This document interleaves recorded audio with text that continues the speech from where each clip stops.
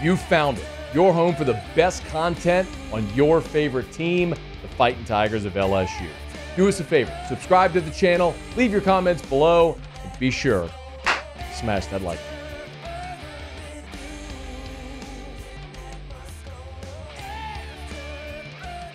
Friday and this weekend as a whole, awesome weekend recruiting-wise for LSU until Sunday night when Jabari Antoine decommitted. But until then, man, Bryce Underwood was in town on Friday throwing dimes to Harlem Berry. It was awesome. Tigers ended up picking their first 2 commits for 2026. It got started off on Friday evening with Richard Anderson out of Edna Carr. So keep in mind, when I say class of 2026, these prospects are rising juniors, meaning they just finished their sophomore year of high school going into their junior year. So keep that in mind. Think about how big were you as a high school junior? Like, I was an offensive lineman, and as a junior, I was probably like 5'11", 215. This cat is 6'3 and a half, 325, going into his junior year. Richard Anderson is the 7th best player in Louisiana for the 2026 class. He's the 9th best defensive lineman in the country for that class, and he's ranked number 117 overall by On3. So, a really good prospect that's got to offer some darn near everybody. LSU, Florida State, Ole Miss, Oregon, Miami, Southern Cal, Auburn, Arkansas, TCU. You get the point. He's huge. He's got offers from everybody. And we all know Carr is a factory. They just pump talent. Look, Teron Francis is a guy that's committed for this year's class, the wide receiver. And there's another Edna Carr prospect, safety Aiden Hall, and defensive lineman Corey Adams are players from Carr for 26 and 25, respectively, that LSU is in the mix for as well. So, yes, the pipeline to Carr has been from Carr to LSU has been fruitful, and here's another one with Richard Anderson. So, 2 things. Of course, it's worth mentioning. You have a long way to go until December of 2025, right? So, for the 2026 signing class. Long way to go. But LSU needs 2026 in the state to be fruitful for LSU. The 2026 recruiting class in Louisiana is a bumper crop that you seldom see. And when you look at Louisiana for 2026, and we've gone over this before, and we're going to keep going over it because it bears mentioning and reminding. Jakeem Stewart out of St. Aug, the number 3 overall player in the country. Lamar Brown, offensive lineman out of U-High, the number 5 overall player in the country. Blaine Bradford from Catholic, a safety, number 15 overall in the country. Bryson Martinez, offensive lineman from EA, number 40 overall in the country. Aiden Hall, who we just mentioned from Edna Carr, the safety, number 46 nationally. Jabari Max out of Destrehan, number 75 nationally. And then Richard Anderson, who we just mentioned in the composite, number 131 nationally.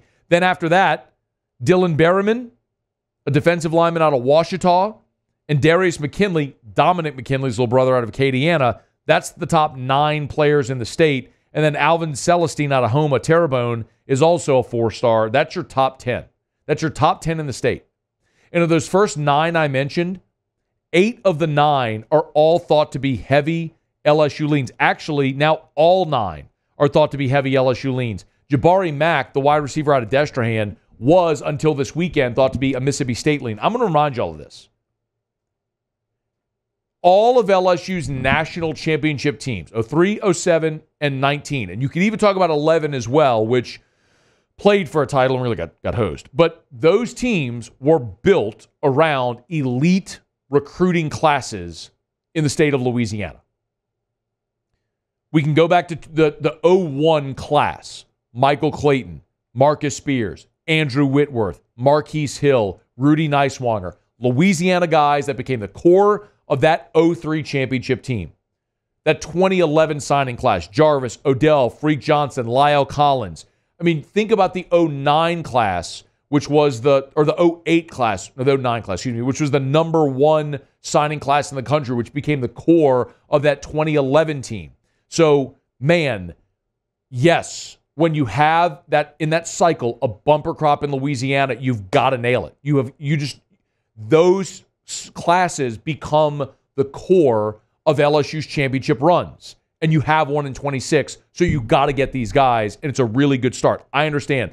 Long way to go. But I loved one of the things Richard Anderson said, which was, easiest decision I ever made. He told Sam Spiegelman, easiest decision I made. Stay home.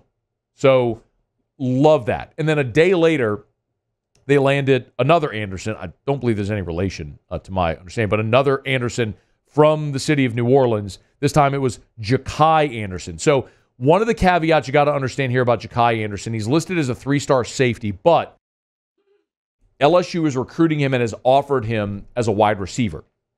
And this is an important distinction because this, again, a guy who just finished his sophomore year of high school, 6 foot, 160 pounds. He's not done growing, but you often see this in high school where guys will play the position that their high school team needs them to play to have the most success, but it may not be where they project.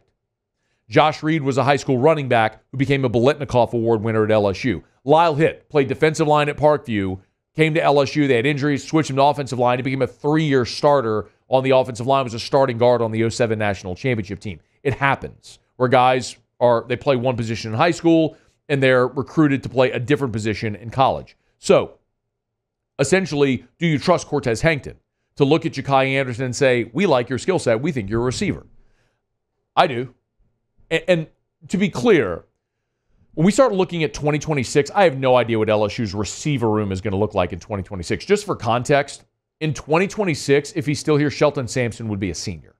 So like Kyron Lacey, Chris Hilton, C.J. Daniels, Xavion Thomas, all those guys would be long gone by the time you get to 2026. So I don't know what it would look like. But here's what I also know. I went back and looked at the top 2 receivers for LSU every season.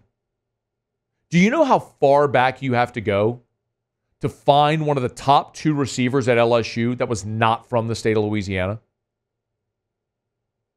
You know the answer? It was Terrence Tolliver in 2010. It's been 14 years since LSU had one of its top 2 receivers that wasn't from the state of Louisiana. I'll go through the list. Malik Neighbors and Brian Thomas last year. Neighbors and Booty in 2022. Booty and Jeray Jenkins in 21. Booty and Marshall in 20. 19, it was Chase and Jefferson. 18, it was Jefferson and Stephon Sullivan. 17, DJ Chark, Russell Gage. 16, Malachi Dupree and DJ Chark. 15, Malachi Dupree and Traven Durrell. 14, Durrell and Dupree. 13, Jarvis and Odell. 12, Odell and Jarvis. 11, Ruben Randall and Odell. And then back in 2010, it was Terrence Tolliver and Ruben Randall. 2010, 14 years ago, was the last time a receiver outside of Louisiana was one of LSU's top 2 receivers in a season. So my point is, this state pumps out receiving talent. And if you identify it, go get it because it works out more often than not. And Jakai Anderson could very well be the next. So the first 2 commits for 2026 are on board, and that's got to be a massive class that is rooted in the state of Louisiana. Hey, thanks so much for watching. Please leave your comments. I love to interact, and be sure to hit the red subscribe button below.